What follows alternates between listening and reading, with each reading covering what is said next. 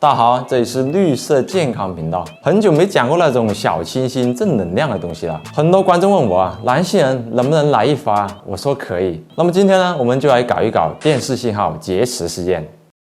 所谓电视信号劫持事件顾名思义，就是电视信号劫持事件。比较早期且被人熟知的一起事件，发生于1977年11月26日。这天，英国南方电视台正在进行新闻联播，许多观众像往常一样拿起瓜子板凳守在电视机前。当时主持人正在对津巴布韦的武装冲突做着简要报道，但突然间不知道怎么回事，画面开始扭曲晃动，主持人的声音失传并发出嗡嗡的噪声。随后，电视台的声音被取代，一个低沉厚重的怪声出现在屏幕前，向观众传递信息。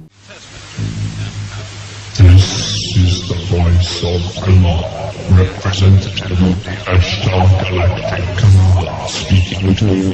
这个人声称自己叫 Rion， 来自于阿斯塔银河司令部的代表。阿斯塔是什么呢？它是被一些 UFO 爱好者认为是存在的外星种族之一。在不少所谓的外星人接触事件中，都出现过阿斯塔星人的身影。那么这个阿斯塔银河司令部长找我们人类有何贵干呢？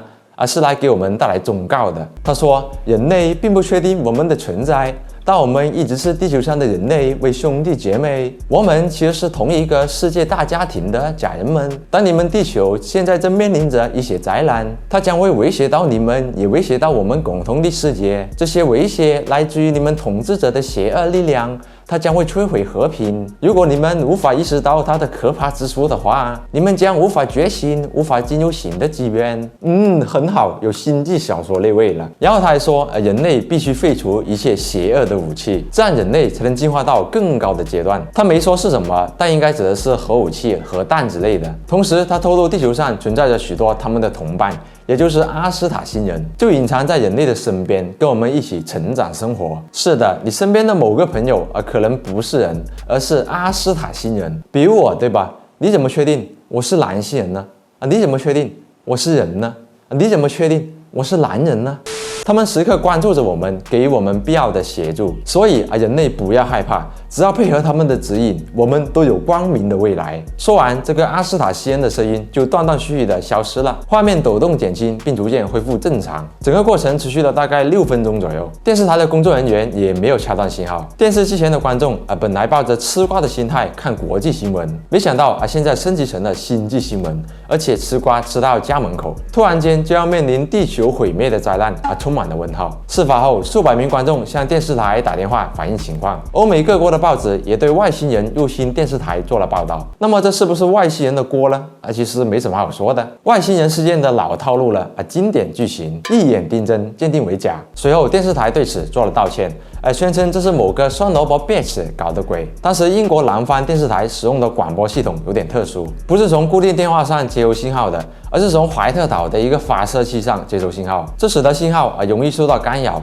劫持者利用这点抢占了信号源。不过以当时的背景来说信号劫持是一件很复杂的事情，需要大量的基础知识和专业设备。而且虽然只是一个恶作剧，但劫持者明显是做了慎重准备的。他选择了新闻联播的时候劫持，而不是其他节目。他知道此时受众面会更广，更容易被观众留意到。至于他为什么要这样做呢？或许阿斯塔星人会知道，因为目前双萝卜的身份还没有被发现仍然是一个谜。不过对于电视台的解释一些人是不相信的，他们宁愿相信外星人的说法，因为对于我们来说这不就是黑客袭击吗？但对于1970年的他们来说黑客并不是一个多数人都有所听闻的东西，反而是一些超自然的解释更容易引起他们的兴趣。另外，还有人认为这不是恶作剧，而是电视台做的一个测试，测试民众对于伪装外星人袭击的敏感性。那为什么电视台还要测试呢？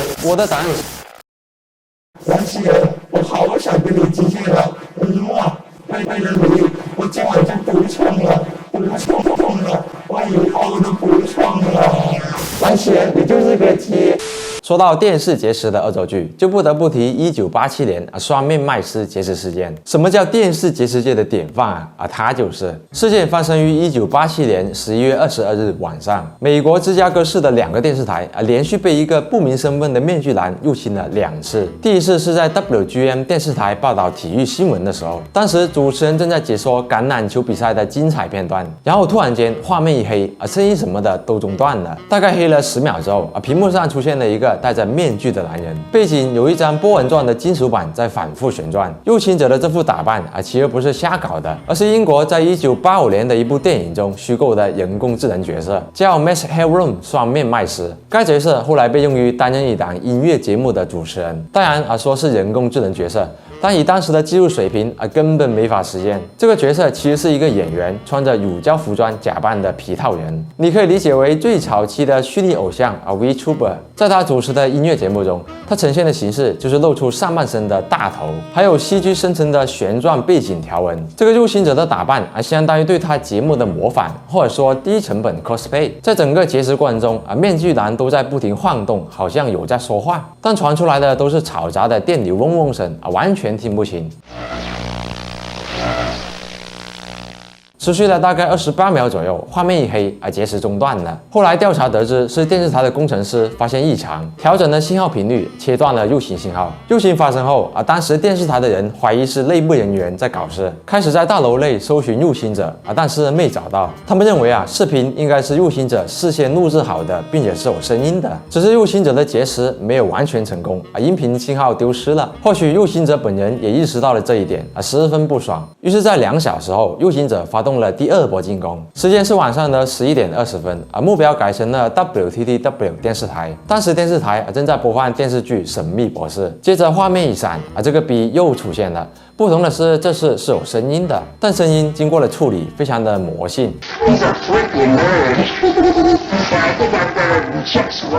一上来他就开喷了一句，他是个书呆子，并且点名了上次入侵的那个体育新闻主持人，说他是该死的自由党人。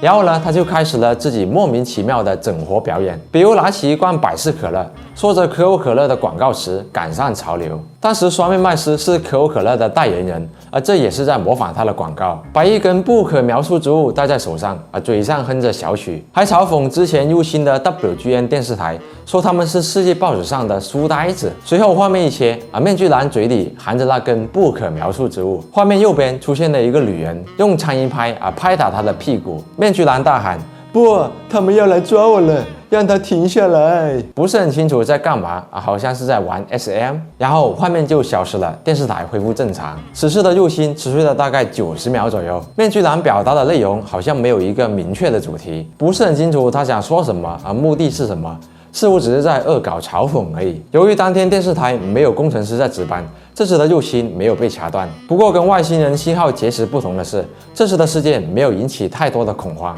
有的观众甚至觉得很搞笑沙雕麦斯在线整活。事发之后，电视台立刻找来了联邦通信委员会，希望他们把入侵者扒出来狠狠地干一番。但跟上面的一样，目前为止没人知道入侵者是谁，他们得找到入侵者发送信号的位置，然后是拍摄视频的位置，最后是面具背后的那个人。这对于美国警方来说宛如大海捞针，很难的啦。唯一确定的是，入侵者应该是在芝加哥市的城市高层建筑上，通过发送信号更强的微波频率来盖过电视台原本的信号频率，从而入侵电视台。这也是需要专业的设备和一定技术的。所以入侵者可能是黑客组织，也可能是电视台心怀不满的员工。但不管入侵者是哪个双头伯，如今案件已经超过了5年的诉讼时效，所以即便找到他他也不会遭到起诉，也不需要承担任何法律责任。实际上，在1年前，美国 HBO 电视台就遭到过一次信号入侵，这是美国已知的第一个广播信号入侵事件。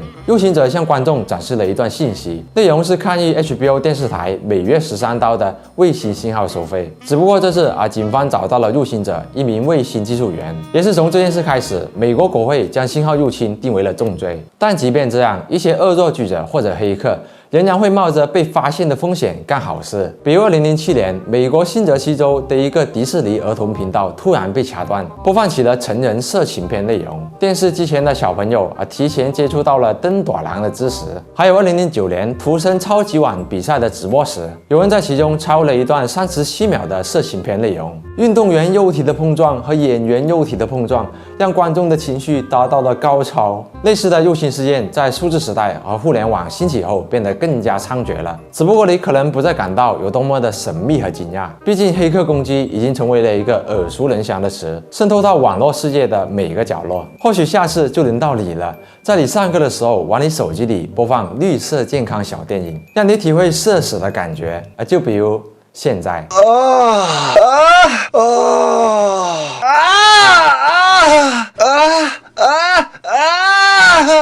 好的，那本期视频就到这里了，点赞关注，解锁更多绿色健康故事。这里是你的男朋友，我们下期再见，拜拜。